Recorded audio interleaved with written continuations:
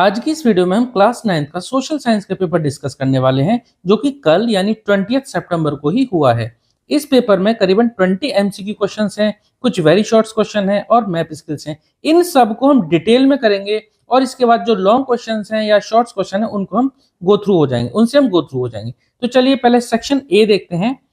Section A में multiple choice question है।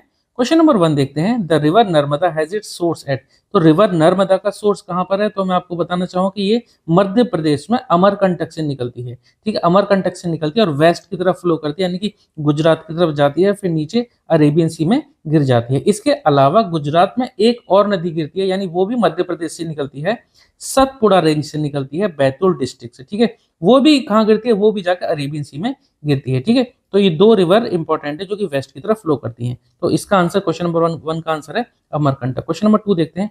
विच river makes the second biggest waterfall in India known as Shivasamudram fall. Shivasamudram fall जो है ये बनता है कावेरी नदी पर, सेकंड बिगेस्ट वाटरफॉल है और जो कि कावेरी नदी पर बनता है और ये कर्नाटका में। ठीक है, question number 3। Which range is known as lesser Himalaya. तो लेसर हिमालय होता है हिमाचल, ग्रेटर हिमालय होता है हमारा हिमाद्री और इसके अलावा आउटर हिमालय होता है शिवालिक। ठीक है, ये आपको याद रखना है। चलो नेक्स्ट क्वेश्चन देखते हैं। Question 4। Robert Mugabe was president of which country. तो रॉबर्ट मुगाबे जिम्बाब्वे के प्रेसिडेंट थे। Question number 5। Who was vice chairman of the constituent assembly. Constituent assembly के वाइस चेयरमैन थे एच.सी. मुखर्जी। क्वेश्चन 6 देखते हैं। Question 6। Which of the following statement या true. अच्छा चलो, यहाँ पर ये दो स्टेटमेंट दे रखे हैं, फिर हमें ये इन ऑप्शन में से ठीक करना है। देखो पहला ऑप्शन है एज फार बैक इन 1920। अच्छा, 1928 में मोतीलाल नेहरू और उनके 8 कांग्रेस लीडर ने ड्राफ्ट किया था कॉन्स्टिट्यूशन फॉर इंडिया। ये तो बिल्कुल करेक्ट है। ठीक है, ये किया था। सेकंड में देखते हैं इन 1931 कराची सेशन में इंडियन नेशनल कांग्रेस ने किस तरह से इंडिपेंडेंट इंडिया का कॉन्स्टिट्यूशन होगा, यानी कि जो इंडिया का कॉन्स्टिट्यूशन को शेप दी थी। ये ठीक है, दोनों ही ठीक है। तो ऑप्शन नंबर सी करेक्ट है। क्वेश्चन नंबर 7 देखते हैं फिर। What indicates the percent of eligible voters who actually cast their vote. Answer होगा इसका टर्नआउट। टर्नआउट इंडिकेट करता है। ठीक है, क्वेश्चन नंबर 8 देखते हैं। यहाँ पर देखिए 4 स्टेटमेंट दे रखे हैं, फिर हमें इन ऑप्शन में से बताना कि कौन से सही है, कोई एक सही है क्या। तो देखो यहाँ पर अगर देखेंगे तो apartheid was the name of A system of racial discrimination. ठीक है, साउथ अफ्रीका में जो रेशियल डिस्क्रिमिनेशन की बेस पे जो सिस्टम था, अपार्थाइड नाम था ड्यूरिंग 70। अच्छा चलो आप ये पढ़ देना, ये सारे ऑप्शन करेक्ट हैं। ठीक है, साउथ अफ्रीका जो आज़ाद हुआ 1994 में, उससे पहले का ही, बीच का ही, सारे के सारे कुछ दे रखे हैं स्टेटमेंट। तो ये सभी स्टेटमेंट करेक्ट है, तो इसका ऑप्शन होगा। क्वेश्चन नंबर 9 देखते हैं। When were election held to provincial legislature and ministries all over British India. British India के टाइम पर या ब्रिटिश इंडिया के काल में प्रोविंशियल लेजिस्लेचर मिनिस्ट्री में कब इलेक्शन हुए थे? तो देखिए ये हुए थे 1937 में। ठीक है, 1937। Question number 10। What percent of people working in Palampur are engage in activity other than agriculture. कितने परसेंट एग्रीकल्चर के अलावा जो एंगेज थे? तो ये थी, इसका आंसर है करेक्ट 25%। ठीक है, 25% इसका करेक्ट आंसर। नेक्स्ट देखते हैं क्वेश्चन नंबर 11। तो क्वेश्चन नंबर 11 है हमारा ये। Which crop is grown by farmers during the rainy season in Palampur. Rainy season में पालमपुर में ज्वार और बाजरा दोनों बोई जाती थी। तो ऑप्शन नंबर सी। ठीक है, ऑप्शन सी। क्वेश्चन 12 देखते हैं। Which of the following comes under modern farming method. Modern farming method में देखो अच्छे सीड्स का इस्तेमाल किया जाता है और केमिकल फर्टिलाइजर या पेस्टिसाइड, यानी कि ये दोनों ऑप्शन बी और सी दोनों करेक्ट है, यानी कि ऑप्शन डी में आ रहे हैं दोनों बी एंड सी, तो ऑप्शन डी करेक्ट आंसर है। 13 देखते हैं। Which of the following activities have been included under the primary sector. तो प्राइमरी सेक्टर में फार्मिंग, माइनिंग ये सब आती हैं। तो यहाँ पर फार्मिंग यानी कि एग्रीकल्चर, ये आंसर इसका करेक्ट है, ये ऑप्शन। 14 देखते हैं। What is that situation called when people are not able to find jobs during some months of the year। कुछ मंथ्स में जो है जॉब नहीं मिलती लोगों को, तो उस कंडीशन में बोलते हैं को सीजनल अनएम्प्लॉयमेंट। तो सीजनल अनएम्प्लॉयमेंट इसका आंसर है। ठीक है, क्वेश्चन नंबर 15 देखते हैं। What is birth rate. तो बर्थ रेट क्या होती है? 1000 ये option C. Number of babies born for every 1000 people during a particular period of time. एक पर्टिकुलर पीरियड ऑफ टाइम में 1000 लोगों पर कितने नंबर ऑफ बेबीज बोर्न हुए। ठीक है, क्वेश्चन 16 देखते हैं। The major determinants of the earning of any individual in the market are. हर एक इंडिविजुअल की मार्केट में क्या डिटरमाइन करता है, जो मेजर डिटरमिनेंट्स है जिसके से पता पड़ता है कि उसकी अर्निंग हो रही है? Option B, education and skill. Education अच्छी हो रही है, स्किल भी डेवलप कर रहा है, तो वो क्या पर्सन मार्केट में अर्निंग कर रहा है, ठीक है। क्वेश्चन नंबर 17 है असर्शन और रीजन का। असर्शन पढ़ते हैं, the price of bread which was the staple diet of the majority rose rapidly. देखिए ब्रेड के प्राइस, जो कि स्टेपल डाइट है ब्रेड, उसके प्राइस बहुत तेजी से बढ़ गए। रीजन क्या है इसका? There was rapid increase in the demand for food grain due to the increasing population, ठीक है भाई।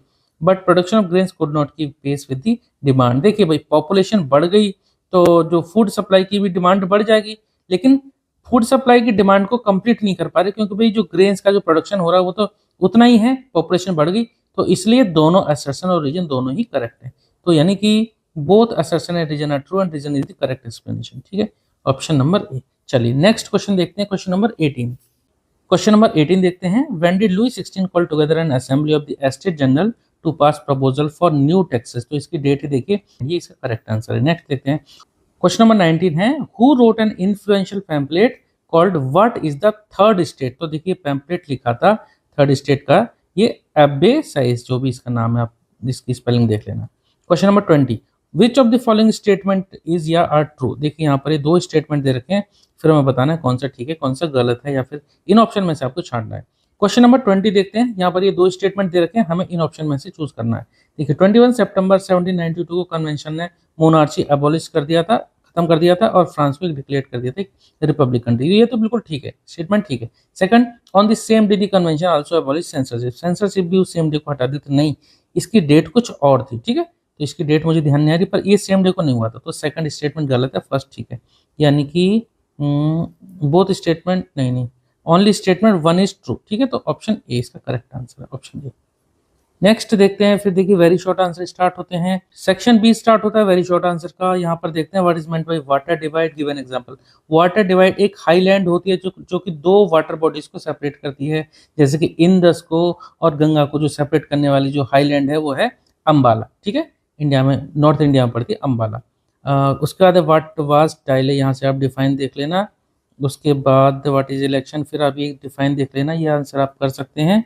उसके बाद सेक्शन सी में क्वेश्चन स्टार्ट होते हैं, यहाँ से देखो आप भी क्वेश्चन देख सकते हैं। ये सभी क्वेश्चन देखिए इंपॉर्टेंट हैं। फिर ये सेक्शन सी स्टार्ट होता है, देखो यहाँ पर ये कुछ इंपॉर्टेंट क्वेश्चंस हैं, आप ये देख लेना, इनका आंसर आप लिख लेना। नेक्स्ट इसके बाद पहुँचते हैं, फिर यहाँ से देखो स्टार्ट होता है सेक्शन डी। सेक्शन डी में ये लॉन्ग टाइप क्वेश्चन है, लॉन्ग आंसर टाइप क्वेश्चन है, आप ये क्वेश्चन देख लेना, कहीं ना कहीं आपको ये इंपॉर्टेंट जरूर लगेंगे। देखो right important features of the Himalayan river, Himalayan river के बारे में फीचर लिखने हैं। तो हिमालयन रिवर जो है पूरे साल भर जो इनमें पानी रहता है, और जो बहुत सारी चीज़ें हैं इसमें, ठीक है, ये कभी सूखती नहीं है। दूसरी बात, in give an account of the northern plains of India. देखिए रिवर वाला जो चैप्टर आपका है, रिवर वाला चैप्टर का नाम मुझे ध्यान नहीं आ रहा क्या था, शायद ड्रेनेज सिस्टम है, वो बहुत इंपॉर्टेंट चैप्टर है आपके फ्यूचर के लिए भी, ठीक है। आगे आप जो कॉम्पिटिटिव एग्जाम देंगे ना, उनमें भी काफ़ी हेल्पफुल रहता है चैप्टर। उसके बाद यहाँ पे क्वेश्चन देखना, फिर उसके बाद है डिस्कस दी फॉलोइंग, ये आप देख लेना, इनके आंसर्स आप देख लेना। फिर देखिए ये एक इंपॉर्टेंट चीज़ है, केस स्टडी बेस्ड क्वेश्चन। ये बहुत ही आसान क्वेश्चन होते हैं, लेकिन क्या करते हैं बच्चे स्टार्टिंग में इतना ज़्यादा टाइम लगा देते हैं कि लास्ट पार्ट के लिए उनके पास टाइम ही कम बच जाता है, ठीक है। तो टाइम को आपको बचाना है। ये लास्ट पार्ट जो केस स्टडी बेस्ड जो क्वेश्चन होते हैं बहुत आसान होते हैं। केस आपको पढ़ना, यानी कि ये स्टडी आपको पढ़नी, उसके बाद आसान से ये क्वेश्चन देने हैं, इनके आंसर देने हैं। इसके बाद है देखो, फिर है ये, यहाँ पर भी देखो तीन क्वेश्चन है एक ही तरह के, जैसे पैसेज टाइप के, जैसे इंग्लिश में आते हैं ना पैसेज देते, फिर उसके क्वेश्चन उसी तरह का है, उससे सिमिलर है, वैसा सेम तो नहीं है, पर आपको ये आंसर जो आसानी से इनके मिल जाएंगे, ठीक है। कुछ थोड़ा सा आपका दिमाग लगाना है, थोड़ा सा आपको जनरल नॉलेज का यूज करना है, और साथ में ये पढ़ना है, आंसर इनको आपके आराम से दे पाएंगे आप इनके आंसर। फिर लास्ट में देखिए map based question, section F में है मैप बेस्ड क्वेश्चन। यहाँ पर देखिए locate and level the following places in political outline map of France. France का कोई इस क्वेश्चन पेपर में मैप दे रखा था, अब यहाँ क्वेश्चन पेपर के साथ तो नहीं आया, वो बच्चे बता रहे थे कि स्कूल में वो आंसर शीट के साथ जमा कर लिया। मार्सिलीज और नैंटीज ये आपको बताने हैं, ये दो नाम जो भी इनको प्रोनाउंशिएट करते हो, फ्रांस के मैप में आपको ये लेवल करना है। फिर नेक्स्ट क्वेश्चन है, identify locate and level any three of the following on the outline map of India. India के मैप में आपको बताना है आइडेंटिफाई द लेक, तो वहाँ पे उस मैप में ही कोई मार्क कर रखा होगा, देखो लेक आपको सभी याद रखनी है, जो भी आपकी जो लेक आपके जो चैप्टर में है, ठीक है, कई सारी लेक दे रखे हैं। Locate and level the western most state through which the tropic of cancer pass.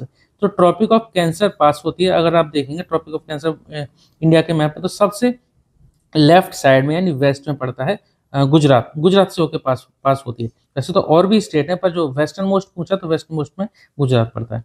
Locate and level the capital of Madhya Pradesh, आपको पता है भोपाल है। Locate and level the capital of Uttarakhand, तो ये है देहरादून। ठीक है, तो ये इसमें ये आसान आसान से क्वेश्चन थे।